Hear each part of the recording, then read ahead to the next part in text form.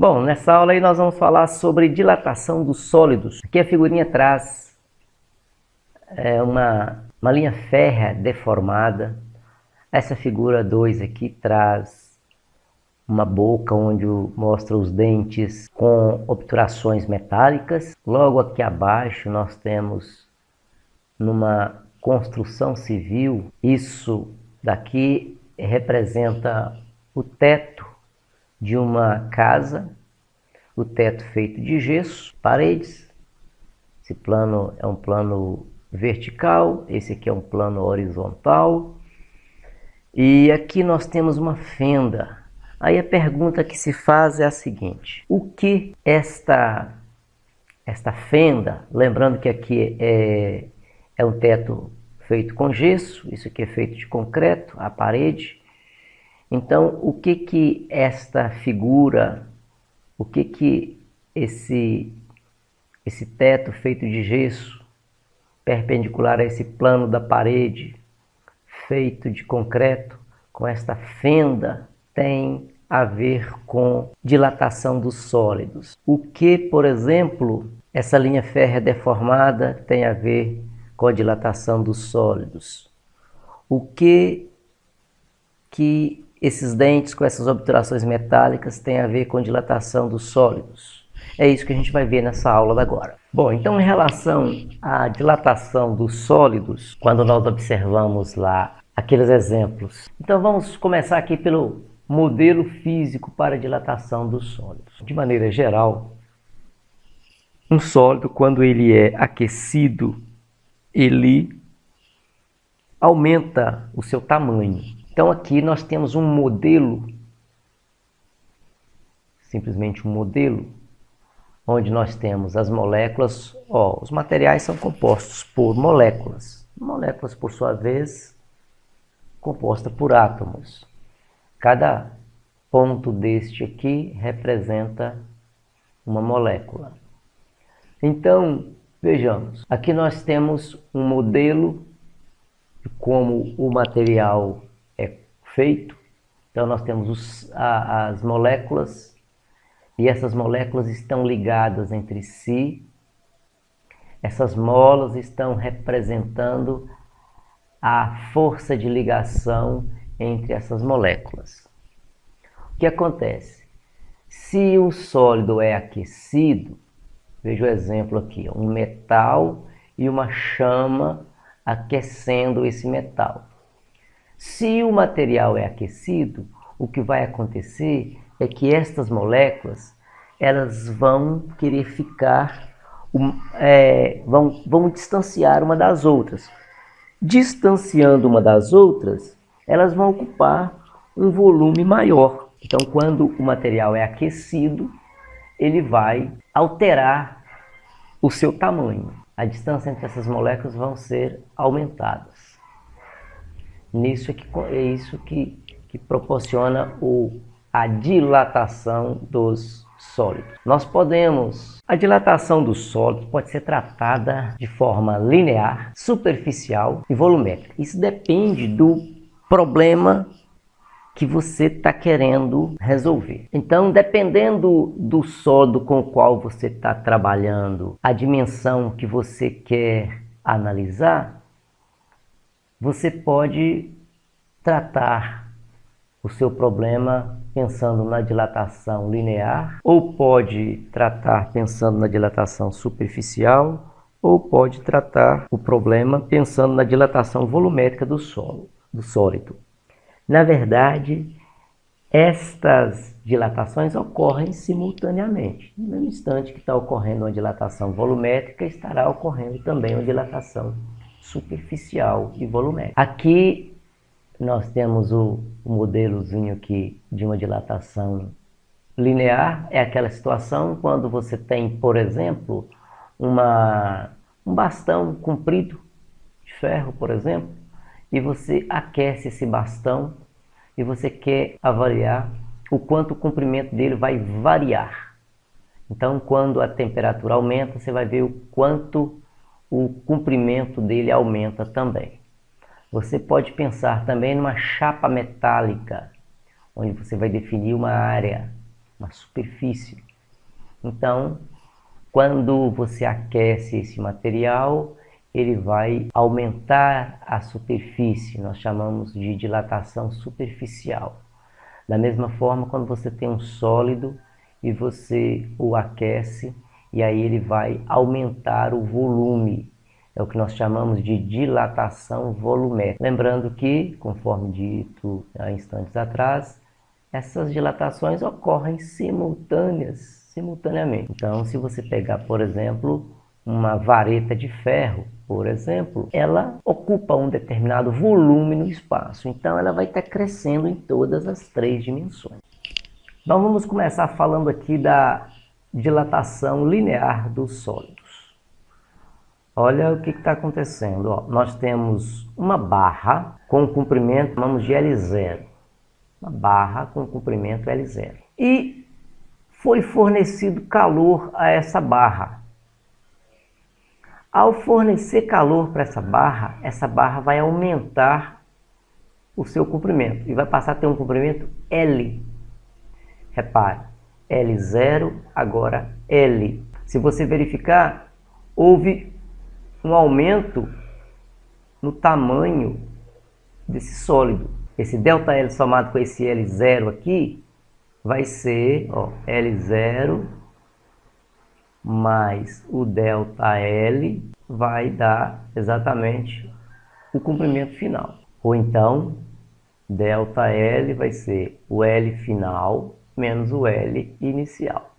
Olha, é aquela história antiga que a gente fala. Delta significa variação, é o quanto variou o comprimento da barra. Esse ΔL é o quanto variou no comprimento da barra. Experimentalmente, os cientistas descobriram o seguinte, que a variação desse comprimento é diretamente proporcional, olha para essas expressões aqui, ó. Diretamente proporcional. O que significa ser diretamente proporcional? Se a variação de temperatura dobra, a variação do comprimento também dobra. Se a variação da temperatura triplica, a variação do comprimento também triplica. Se a temperatura quadruplica, a variação da temperatura quadruplica, o ΔL também vai quadruplicar. Isso que significa ser diretamente proporcional.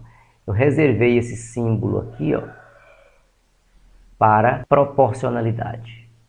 Acontece que tem um símbolo de proporcionalidade e um símbolo alfa, ó, representado dessa forma, que tem significados diferentes nessas expressões. Então a gente tem que ficar atento a isso. Então vamos lá.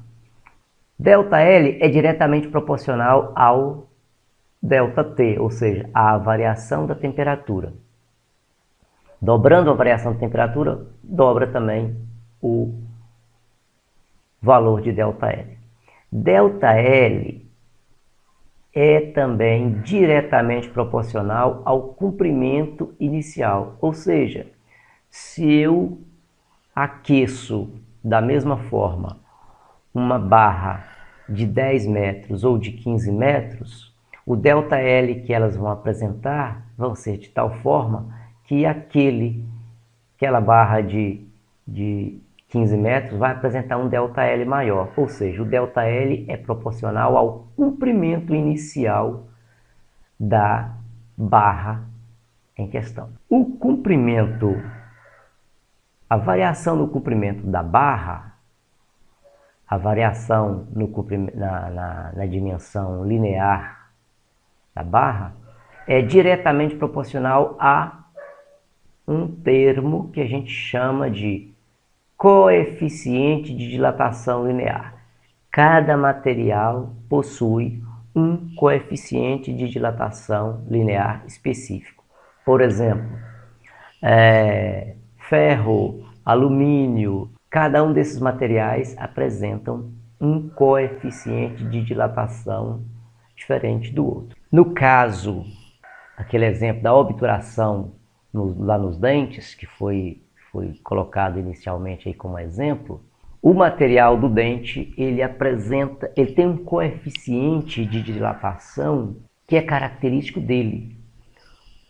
O material para fazer a obturação tem um coeficiente de dilatação que também é característico daquele material para fazer a obturação. Então, quando o pessoal da odontologia está pesquisando, analisando materiais para fazer a obturação, eles têm que levar em conta esse coeficiente de dilatação. O material para fazer a obturação e o material do dente precisam apresentar um coeficiente de dilatação muito próximo um do outro. Então são algumas coisas que a gente tem que analisar. Se trabalha com materiais, principalmente analisando dimensões pequenas.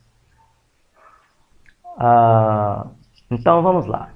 Se combinarmos essas três expressões, nós vamos chegar na seguinte equação, que o ΔL ele é proporcional ao coeficiente de dilatação alfa do material. Ele é proporcional. Então, se combinarmos todas essas expressões, essas três expressões aqui de cima, nós vamos ter que a variação no comprimento do material é igual a L0, que é o comprimento inicial do material, é proporcional a... Então, combinando essas três expressões aqui, nós vamos chegar na seguinte equação. ΔL, que é igual a L0 alfa vezes ΔT. ΔT, variação da temperatura, alfa, coeficiente de dilatação do material, L0 é o comprimento inicial da barra.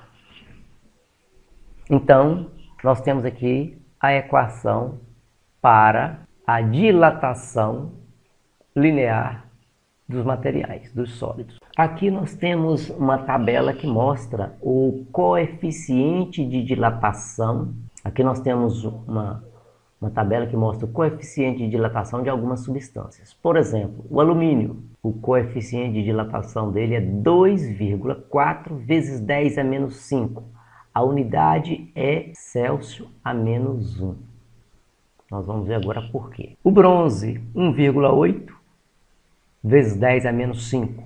Concreto, dependendo de como você compõe o concreto, o coeficiente de dilatação vai ser 0,7 a 1,2 vezes 10 a menos 5, Celsius a menos 1. Se for cobre, olha aí o valor. Se for quartzo, olha só, a dilatação do quartzo é muito pequena, tá vendo? Quando comparada com a dilatação do chumbo, por exemplo. Olha o tamanho da dilatação, olha o valor da dilatação do quartzo. 0,05 vezes 10 a menos 5. Chumbo, 3 vezes 10 a menos 5.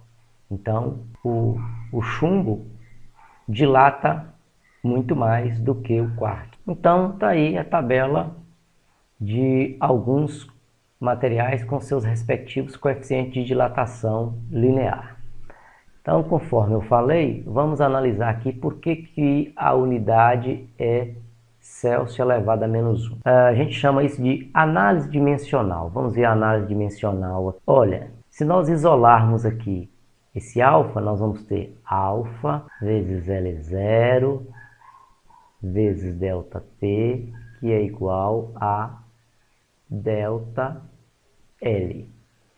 E aí nós vamos ter alfa, que é igual a ΔL sobre L0 sobre ΔT.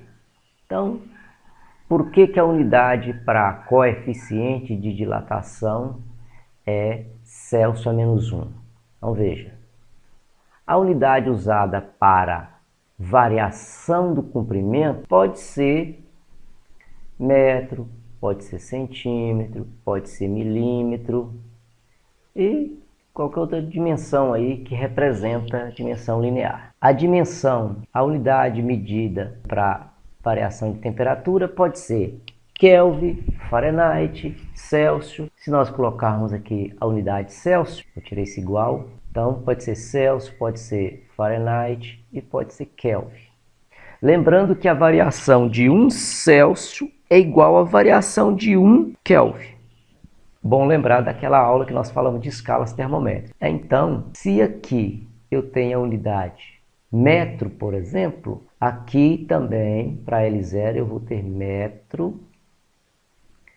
E para variação de temperatura, eu vou ter Celsius aqui no denominador. E aí, metro vai cancelar com metro.